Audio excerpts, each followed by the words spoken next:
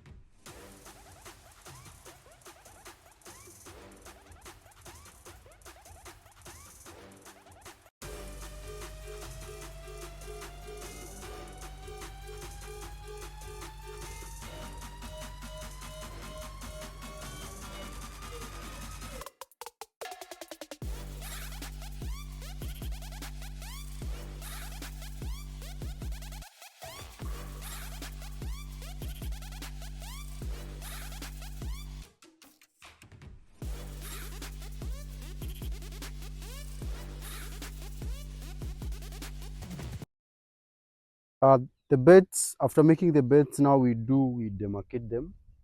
Uh, the length of this fallow from this corner to the other is 4 meters, and we cannot, because we are doing a couple of seeds, we are sowing different varieties and different crops, so we cannot decide to sow it in such a big portion. This is not rice. If it was for rice, paddy rice, we can do it in this portion without fear. But now we want to subdivide them into small portions. First, we demarcate them into equal portions, measure well, and subdivide them. Remember, everything has to be flat, has to be very uniform, because the system of irrigation we're using doesn't allow us to have a bumpy farm, a bumpy area, or an equal area. So we have to make sure everything is perfect, everything is good, so that our job can go as decided. So that is what we're doing. We are demarcating from one edge to the other, so that we can achieve whatever we are achieving. Yes, as you can see, these our beds are running this way. This will be our watering point. Our irrigation will be running from this point, entering the beds. This is just a design that I've decided to do it this way for the sake of learning. Um, you can decide to follow this or do it better more than I'm doing it. I want you to do it better than I'm doing it. So that is what is going on. Then we do the heaping, we do the hedges, we flatten the beds, we make the lines, and the nursery will be ready for planting. So stay tuned. Don't switch the next episode without learning everything that we are doing here. Follow us to the head so that you can learn everything.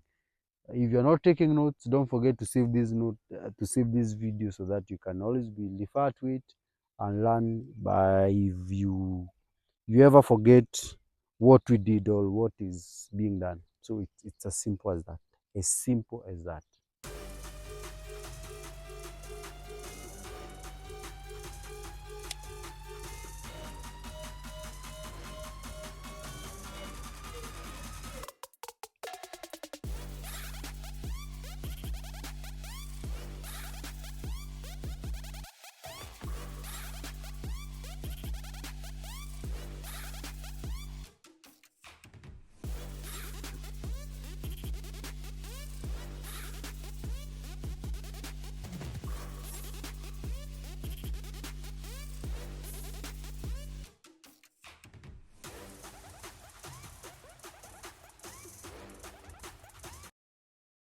The alignment is well done. We've measured the farm. You can see it's well done, and everything is okay now.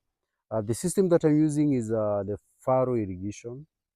The Furrow irrigation nurseries. It's the sunken nurseries. So I'm starting the preparation, and my preparation, I start by making the molding. The molding is the hedges that prevent water from running away from the nursery. So that is what I'm starting at the moment. And this is how it's supposed to be done, or this is how we do it from our place. You can copy it, you can do better than we are doing it. So it's as simple as that. This will be a pathway. You can walk through this path. At the same time, it will be used as water canal. This is where water will be running through. So we get our soil from this place. So it's as simple as that.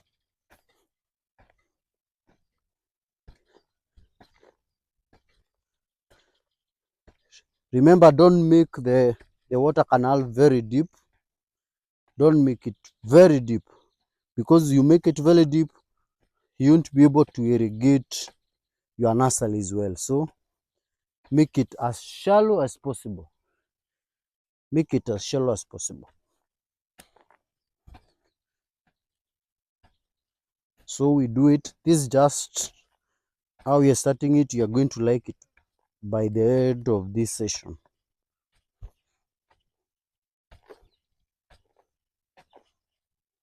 You see, the reason why I like the deep digging is, when you are working on these trenches, it's not hard for you.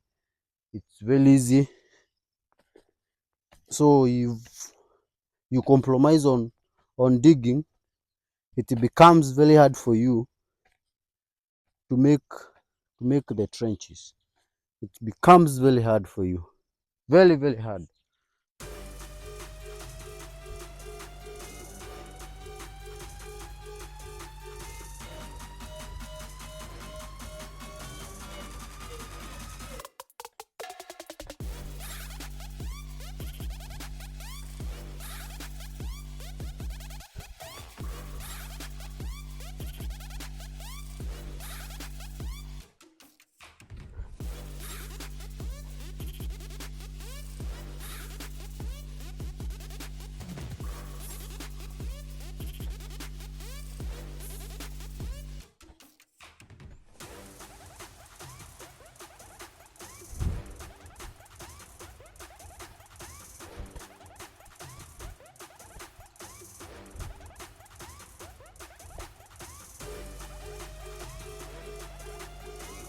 For the drip irrigation farmers, this class is not for you. This is for the fall irrigating team. Your class is coming soon. Also, I think I have a very good class on how to prepare onion nurseries on my YouTube channel. On this channel, so you can check and learn how to do it under drip irrigation. But for now, we are dealing in fallows. That's why you see me talking about making furrow irrigation. So for drip, it's easy because it's laying the beds and setting up the irrigation system. For drip irrigation, we don't do the sunken nursery. It's always raised nursery, regardless of the location. But though we can do it flat without raising the bed, but for drip irrigation, it's tricky to do a sunken nursery. We do either flat or we raise the bed. It's as simple as that.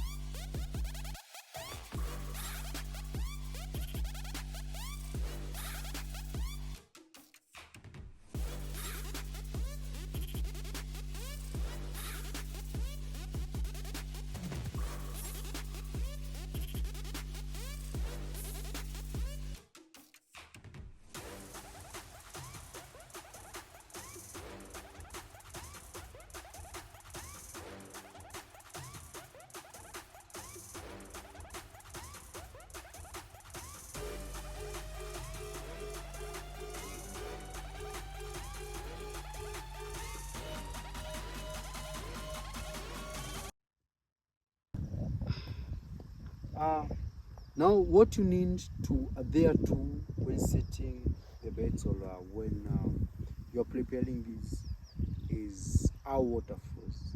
Remember, we are doing the furrow irrigation, and the furrow irrigation is water moving from the highest point flowing down to the lowest point. So you need to make your beds in a way that they are level, that when water flows, it will be uniformly distributed in your bed. There is no place that will lack water, or there is no place that will have no water. So make sure everything is done, and it's done perfectly well. The edges of the beds, make sure they are mounted well. Mount the beds, make sure the edges are good, because this is what is holding our water. It will be holding our water when you do fertilizer. It will be holding the fertilizer when you do the sprays. It will be holding the chemicals or the product that you'll be using from flowing out of the bed. So it's very critical, and it's supposed to be very strong. After the beds, after you made the molding and the edges of the bed perfect, remember we did the stringing, we measured everything is perfectly done well. Make sure now you align the beds, and aligning the beds is now the leveling, making sure they are in levels. The center of the beds where we are going to sow the seeds is fine tilled, and I repeat this, it's supposed to be fine tilled. You use all other tools, the legs and everything, to make sure it's in fine tilled and it's good, in good shape, so that now when your seeds comes here, it will be in a good position to be sowed and to germinate uniformly. Because when you bury some seeds at a lower levels, they will take time to germinate, and that way you'll have an uniform germination of seeds. So make sure everything is done as you're seeing it. It's done perfectly well, and it's done without hurry. It's done to perfection. I'm expecting you do a good job, better than me. You perfect it better than I'm doing. I'm just guiding you on how to do them, and on how to do a perfect bed, or a good bed, a nursery for your seedlings. So it's as simple as that, and it's as easy as that. And I don't see the reason to why you won't be able to do such a nice bed tomorrow. You won't be able to have such a nice work tomorrow. You can share with me a picture of your well done bed, so that I can see whether you are learning something in my class, or just doing a job that is not of help to you. So from this point, we go to the next point now before sowing, which is making the lines or the drills. And just a reminder, our beds are measuring 4 meters by 1 meter. The width of the bed is 1 meter. The length of the bed is 4 meters. So that how they're supposed to be done. There are walking paths in between the beds, as you can see. The walking path. When we are making the drills, this is where you'll be using. When we are spraying, you'll be using the walking paths. When we are doing irrigation, to make sure everything is irrigated well, we are using this walking path. So it's a very critical, very important site. So when making the drills, we make a drill with a depth of less than 5 centimeters, around 2 to 3 centimeters. And from one drill to the other is supposed to be 10 to 15 centimeters, not more than 15, not less than 10, so that we can have a good spacing for the seed drills. So this is how we make the drills. As simple as this, as simple as this. You see, we can confirm with my tape measure. This is 15 centimeters to this point. So it's the drill, the distance between one drill to the other, and we are measuring the drill by the center to the center. It's around 15 centimeters. This is 15 centimeters. This one here, 15 centimeters. So from the center of the drill to the other is 15. From the center of the drill to the other is 15. You can make your drill wider. Don't millimeter it by using a stick. You can make them as wide as this.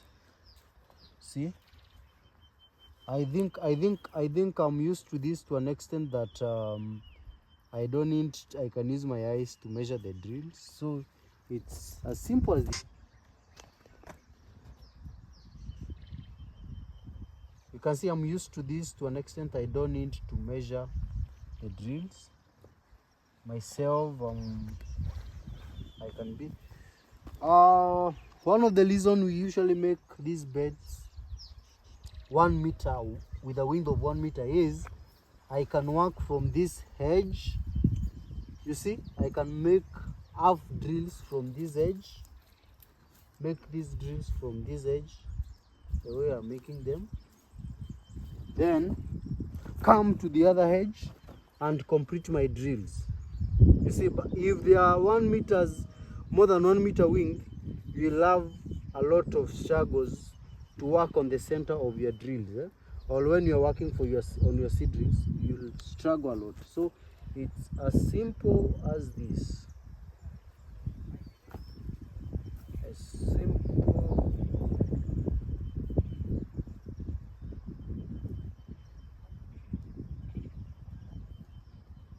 As simple as that.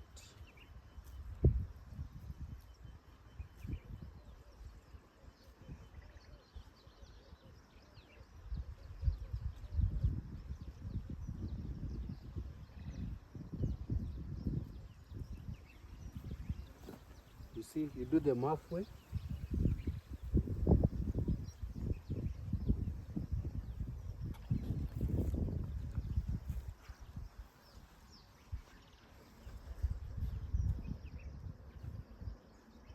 Do the drills halfway, then after that you go to the other side and do them.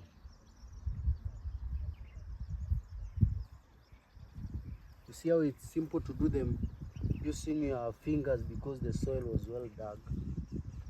So there is no much struggles, no need to use the stick.